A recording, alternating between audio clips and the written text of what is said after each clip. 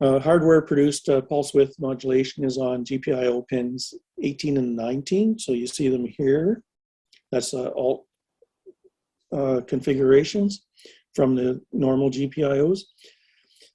And share circuitry with the headphone jack. So if you recall on the headphone jack on 4B and 3B plus there, those two pins are shared with what you would have over here for audio coming out of the headphone jack. Software produced pulse width modulation can be on any pin, but you might have jitter. The reason you might have jitter is it takes processing time, and if something else is interfering with part of it, it might cause a little bit of jitter on the signal. Pulse coded modulation is a digital representation of a sampled analog signal. Raspberry Pi requires digital to analog. It requires a digital analog converter and analog to digital converters to convert the signal between its analog and digital forms. If you recall, all of the GPIOs are digital pins. There were no analog pins whatsoever. So it's not that it can't do digital to analog, analog digital, but you would need a device to convert it. And that device, then the Raspberry Pi can process it. So if you had an audio signal like on the top right here going in, the digital to analog converter would sample it at specified intervals, get a voltage reading, convert that voltage reading to a digital number, and the lower it is would be zeros on the bottom end and all ones on the top end. And it'll sample it as many times possible for the particular digital to analog converter you have and give you a digital representation. So on the digital to analog converter, the Raspberry Pi would output these numbers again in the order that it was given.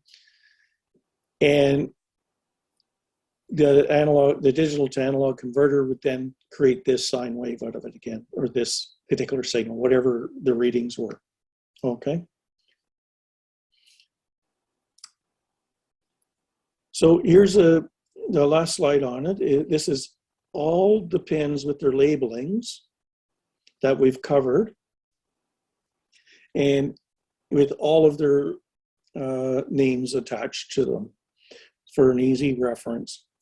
What isn't shown here is the Raspberry 4B has additional alt configurations that the previous versions don't have by default.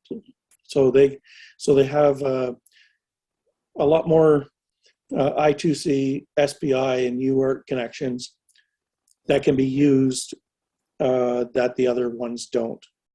But the Raspberry Pi 4 can also understand everything that the others have. Okay. If you're confused on what to use, an I2C, SPI, UART, or HAT, my advice on that would be identify a device that does what you want it to do. Okay. And just take note of what type of interface it requires, and you configure those ports to do that. If you're using discrete components you could plug onto the pins yourself, where a HAT would plug onto the entire connection. Okay. Caution, once again, GPIO pins have no built-in protection. So before applying power to your projects, double check you're plugged into the right pins for your project. Other words, you might be tying power to ground or 5 volts to any of your GPIO, and you don't want that to happen. The Pico, come back to that for a second. So everything I've covered about what's on those pins, the pins on a header go 1, 2, 3, 4, jumping back and forth. Where on a Pico, it uses like an integrated circuit pin out, It starts at pin 1 and goes across the side, and then it goes up the other side. Okay, jumping over debug because that's something separate.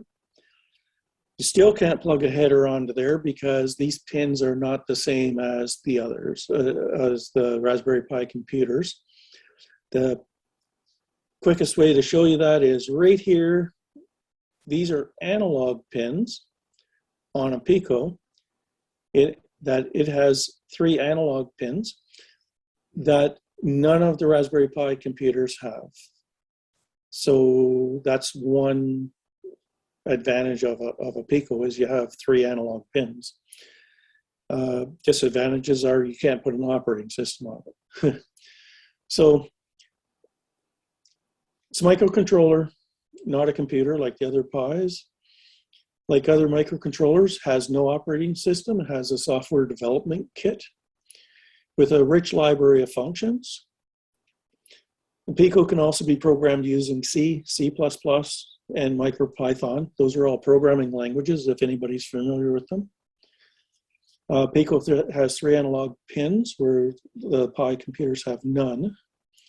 And some Pico GPIO pins can be used for programmable input-output, allowing you to write your own communications protocol interface. So let's say you needed, I don't know, 485 for a protocol, RS-485, and it wasn't supported. You wouldn't get the voltage levels out of it, but you could use a converter for that, but you could get the right signaling out of it, meaning the marks are where they're supposed to be, the spaces are where they're supposed to be, the timing's where it's supposed to be. Okay, in a nutshell, I wrote down here what you got is 2 UART, 2 SPI, 2 I2C, 16 pulse width channel modulation channels, 1 USB 1.1, and 8 programmable IOs.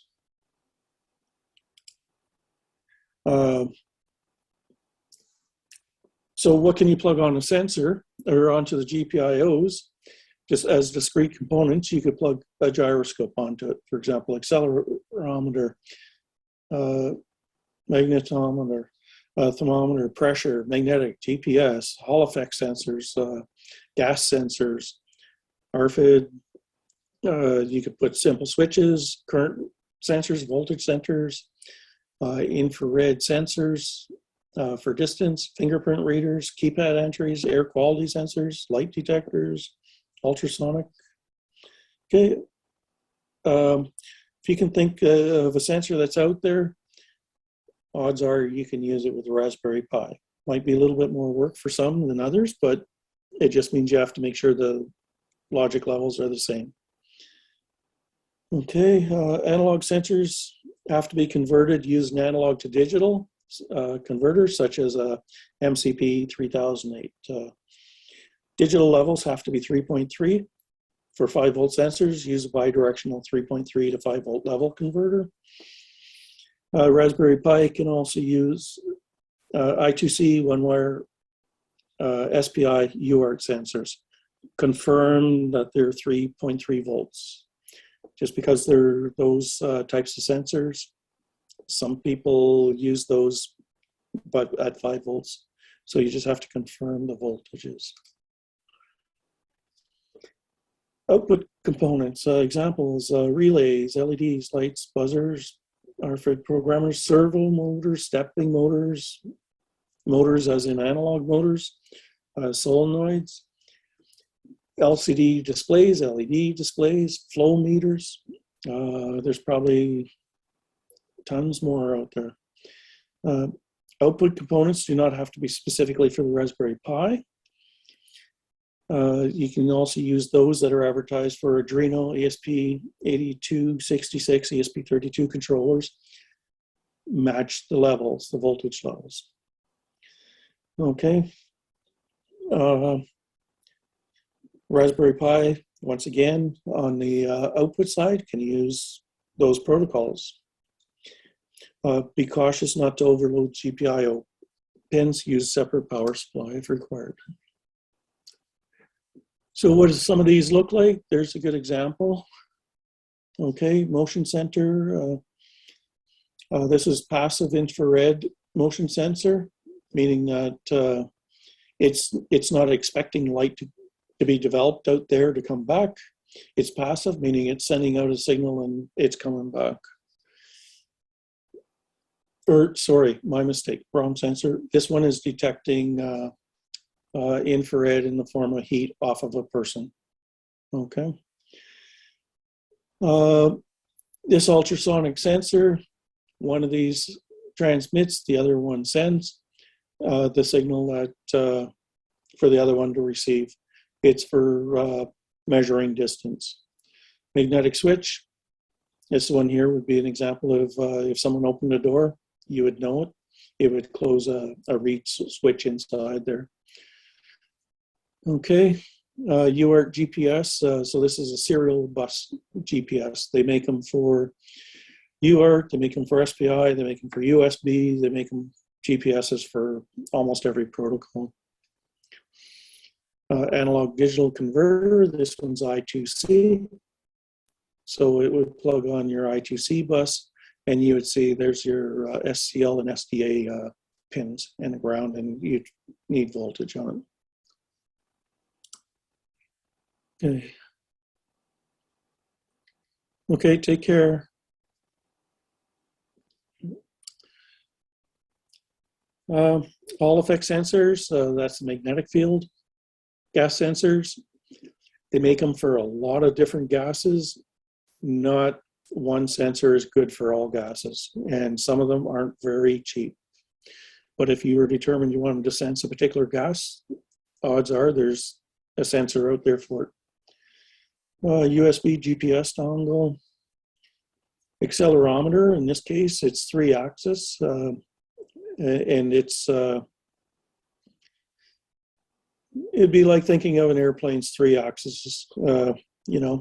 That's what it would be measuring. They make 9 and 10-axis accelerometers as well, and they're just measuring similar information, but in a different way. Okay, so then when they compare them, it just makes them that much more accurate. Real-time clock, Raspberry Pi doesn't have very good memory when it comes to keeping good time. Real-time clock is the easiest way to fix that. It takes care of the time to make it accurate. Pulse width modulation, in this case, it's a 16-channel servo driver. So to drive 16 channels, you'd have to feed in an external power supply to this, but the input pins on this particular board would be matched for your Raspberry Pi, and the output side of it would be drawn power off of the external power supply. So in this case, it's for servos. If you're wanting to control, maybe you're building a antenna tracker, this would be something that would probably help. It would help deliver more current to the motors. Okay. These, depending on how much current you're drawing, because this will still have current limitation. It's more designed for the SG90 that's beside it, and that would be something that servo you would see in a remote autonomous vehicle, if a remote control car, things like that. RFID, you got a reader and a what would you call it, a key device, I guess. So it would pick up when you hold this blue piece close to the sensor, it reads it. Same as in a grocery store when they got sensors on certain things. Okay, distance sensor. Same as other distance sensors. In this case, it's shining out a laser light and getting it back, and it measures it that way. Stepper motors, much more powerful than the servo motors. Also different application. You can use it to drive your 3D printer, CNC machines. Next one's relay boards. If you wanted to control power say you were automating your house, you needed AC to go through it. The AC is a way too high a voltage for your Raspberry Pi. Here's an easy way. You drive a relay board. It's got a bunch of opto isolators on the board already, and you connect your AC to the other side of each pin that you want it, and then you feed the other side to whatever light you wanted it or whatever device you wanted to turn on and off. Next one is, I mentioned 3.3 volts to 5 volt bidirectional level converters. So you hook one side to your 3 volt, the other side to your 5 volt, and it'll automatically convert between the two voltages. Doesn't matter what direction it's going. Fingerprint readers, keypads, solenoid water valve. Maybe you're going to automate your pool so that it circulates water from your solar panel only when it's cold, you know, example like that. And this is also a bidirectional 3.3 to 5 volt level shifter, but it plugs on the entire Raspberry Pi hat and converts everything. If you take it off the pin straight out the other side, it's not converted yet. You'd have to take it from the opposite side of the board. Device examples, DSI port, which was on the Raspberry Pis 3 and 4. Touch display plugs on into that DSI port. You can have e-ink readers, which draw very low power, extremely low power. 1080p cameras or infrared camera. I know it's confusing. It says no IR, but that means no IR filter on the sensor. Next one, LCD displays, 7-segment displays, dot matrix displays, a water flow meter so you can see how fast water is flowing, a robotic arm, infrared LED and diode, transmitter receiver, rotary encoder. Rotary encoder will tell you what direction something is pointing.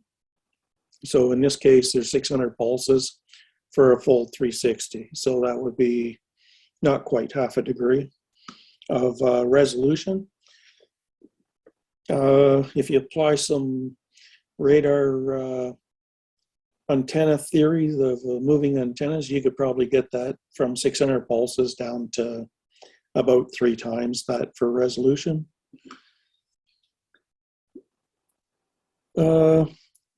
Pressure and temperature sensor. So this little hole in this thing will detect pressure. If you're setting up a little weather station, that's a neat little device that'll give you pressure and temperature. Hall effect sensor. I had a picture of one on a just a discrete device. This one's mounted on a board. Ease of handling.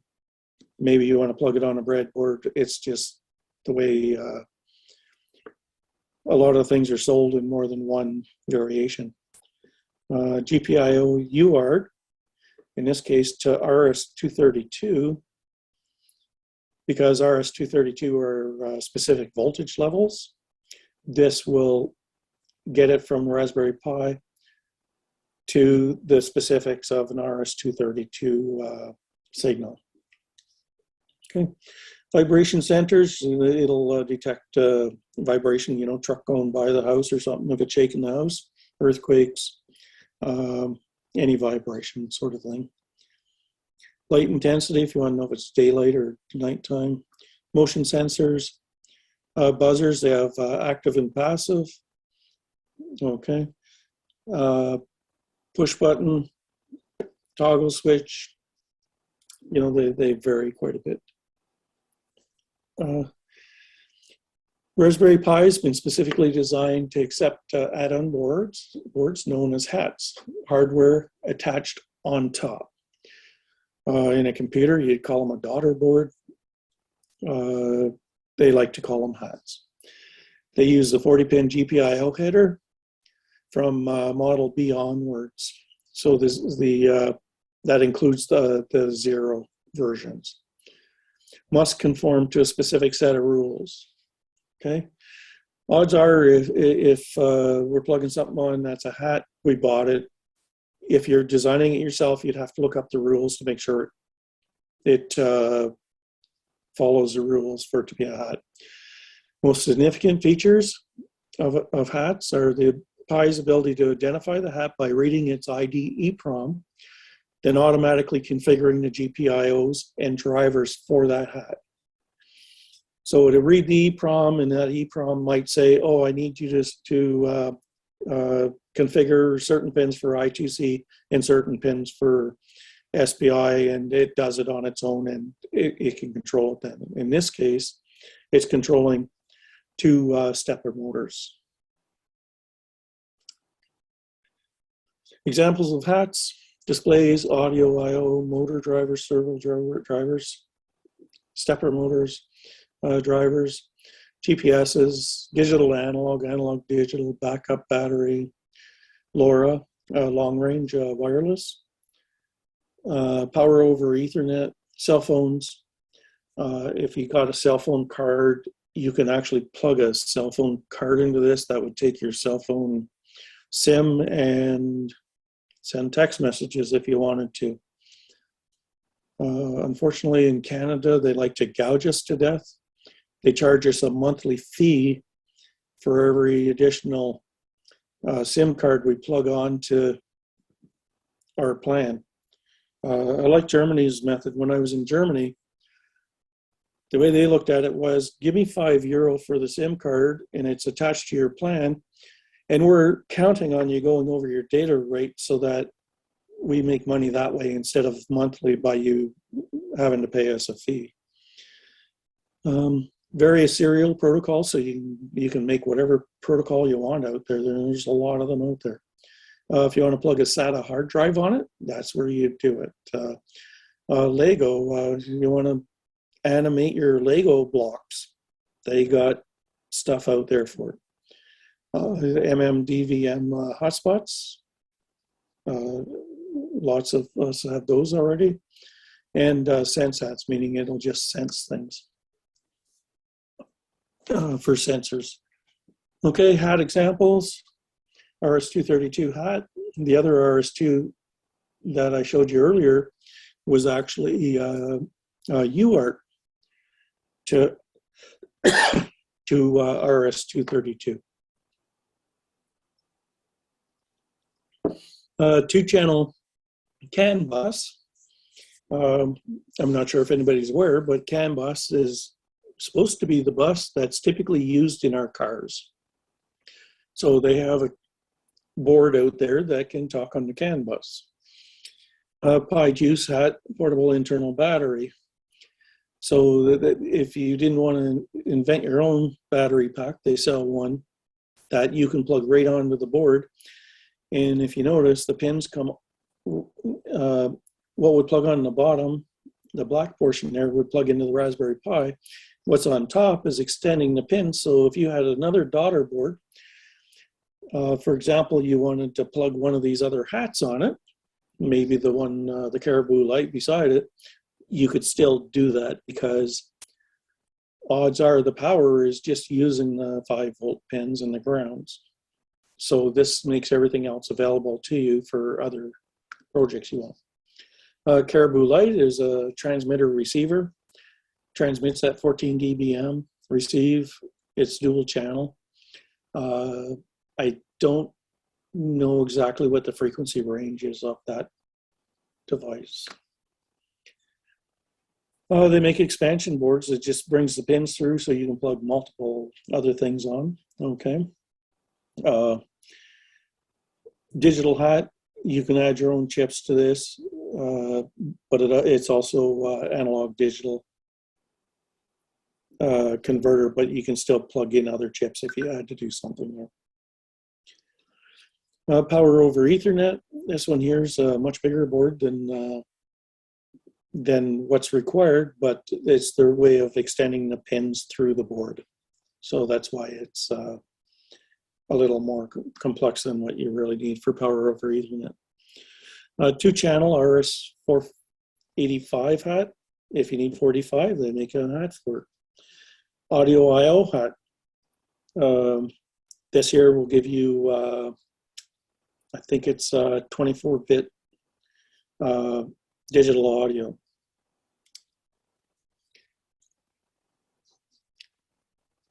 So now we're into where projects are applicable to amateur radio.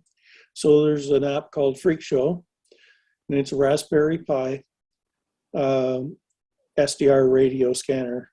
Okay, so the RTL SDR is one of the most common dongles out there for SDR. I gave the link, and basically what it does, you can monitor the airways by building an expensive scanner using Raspberry Pi RTL SDR tuner and Freak Show software. So Freak Show software, it's out there for free. Ham clock, we covered that before, but there might be people that haven't seen it. Where the link is, where you can get it, and some of the functions you can do. Basically, what you see in the picture here, you can configure it for everything that's there, and a little more. And information is at this particular link.